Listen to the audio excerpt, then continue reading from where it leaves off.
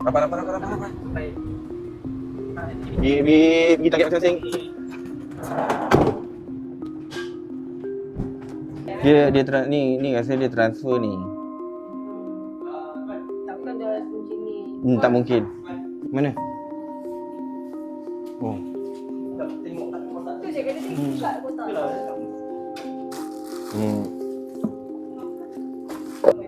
Maknanya awak bos, dia kerja. Nenek kerja. Macam tak patut je. Ada kedai kan? Ada jual barang-barang, betul? Jual minum. Siapa buat air? Awak buat air? Barang-barang dekat dalam tu siapa bawa? Siapa yang bawa masuk sini? Ada air, ada minyak, ada keropok-keropok. Siapa yang bawa masuk sini? Ha? Okey. Mama mana? Mama mana? Yelah, mamanya Indonesia. Tapi di mana? Letaknya di Mama yang bagi kipas sama kamu. Kamu tinggal dengan siapa sekarang di Malaysia ni? Ini siapa? Nenek. Oh, datang sini dengan nenek. Naik apa datang sini? Pesawat. Oh, sekarang mak tinggalkan kamu di sini? Dia kerja di Indonesia.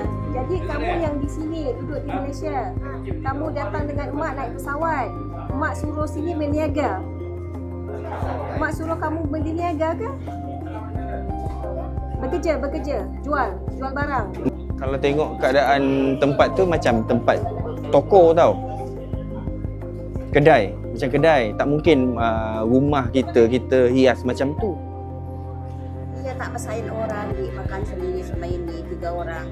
Saya tahu, tapi kamu berniaga kan di sini, betul? Betul tak? Kamu yang berniaga, betul kan? Kan senang. Minyak botol tu jual berapa ringgit? Satu botol? RM6, RM8, RM7. Ramai mahal lagi.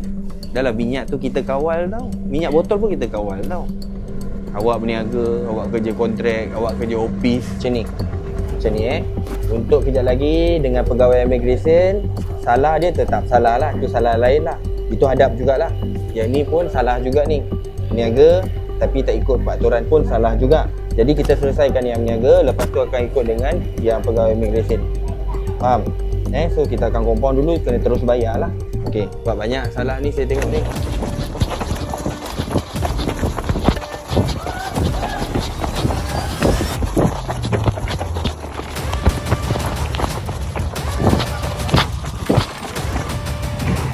Kau duduk. Kau masuk. Kau duduk dalam tu. Kau duduk dalam tu.